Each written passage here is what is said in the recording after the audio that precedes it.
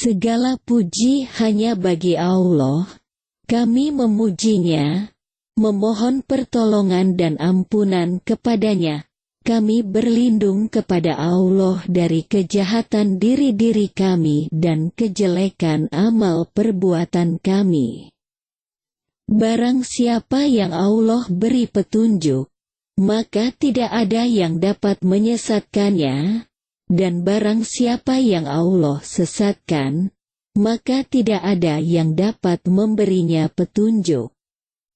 Aku bersaksi bahwasanya tidak ada ilah yang berhak diibadahi dengan benar kecuali Allah semata, tiada sekutu baginya. Dan aku bersaksi bahwasanya Nabi Muhammad Sallallahu Alaihi Wasallam adalah hamba dan rasulnya. Wahai orang-orang yang beriman, bertakwalah kepada Allah dengan sebenar-benar takwa kepadanya dan janganlah kamu mati kecuali dalam keadaan muslim. Quran Ali Imran ayat 102. Wahai manusia, bertakwalah kepada Rabb-Mu yang telah menciptakan kamu dari diri yang satu, Adam, dan Allah menciptakan pasangannya, Hawa, dari dirinya. Dan dari keduanya Allah memperkembangbiakkan laki-laki dan perempuan yang banyak. Bertakwalah kepada Allah yang dengan namanya kamu saling meminta, dan peliharalah hubungan kekeluargaan. Sesungguhnya Allah selalu menjaga dan mengawasimu. Quran An-Nisa, ayat 1. Wahai orang-orang yang beriman, bertakwalah kamu kepada Allah dan ucapkanlah perkataan yang benar. Niscaya Allah akan memperbaiki amal-amalmu dan mengampuni dosa-dosamu. Dan barang siapa mentaati Allah dan Rasul-Nya, maka sungguh ia menang dengan kemenangan yang besar. Quran Surat Al-Ahzab ayat 70 dan 71. Sesungguhnya sebenar-benar perkataan adalah Kitabullah, Al-Quran, dan sebaik-baik petunjuk adalah petunjuk Muhammad Sallallahu Alaihi Wasallam, As-Sunnah. Seburuk-buruk perkara adalah perkara yang diada-adakan dalam agama. Setiap yang diada-adakan dalam agama adalah bid'ah. Setiap bid'ah adalah sesat, dan setiap kesesatan tempatnya di neraka. Amma ba'du.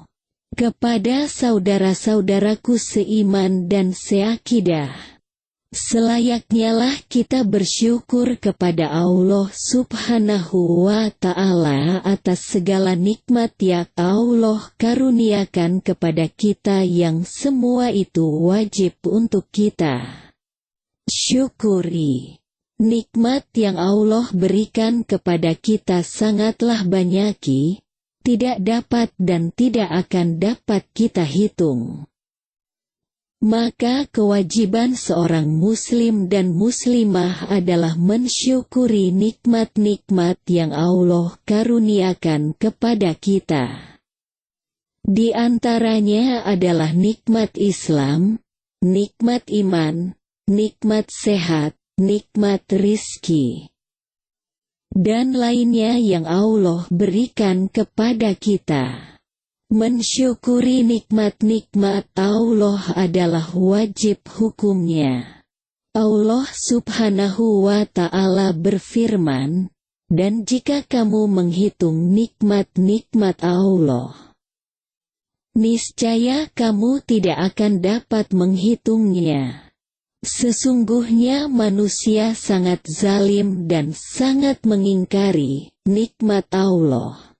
Quran Ibrahim ayat 34. Allah Subhanahu wa Ta'ala mengingatkan bahwa manusia sangat zalim dan sangat kufur karena mereka tidak mensyukuri nikmat-nikmat Allah yang diberikan kepada mereka. Di antara nikmat yang Allah berikan kepada kita adalah nikmat Islam, iman, rizki, harta, umur, waktu luang, dan kesehatan untuk beribadah kepada Allah dengan benar dan untuk menuntut ilmu syar'i. Manusia diberikan dua kenikmatan, namun banyak di antara mereka yang tertipu.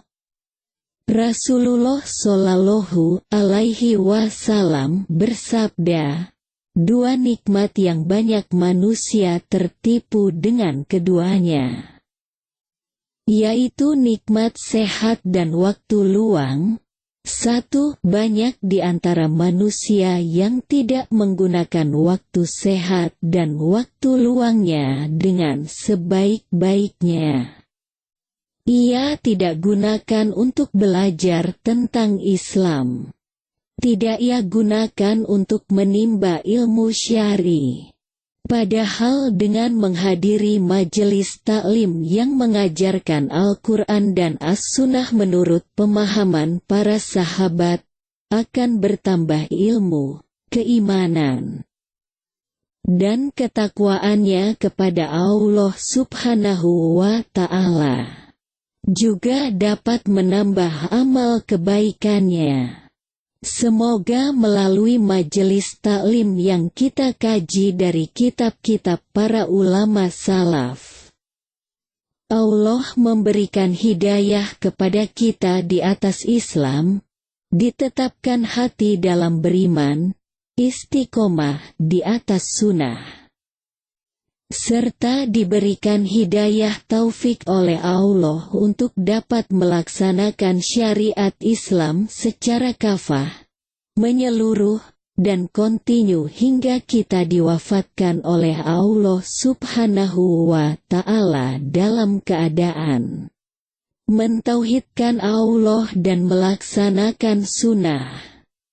Semoga Allah senantiasa memudahkan kita untuk selalu menuntut ilmu syar'i, diberikan kenikmatan atasnya, dan diberikan pemahaman yang benar tentang Islam dan sunnah menurut pemahaman salafus sholih.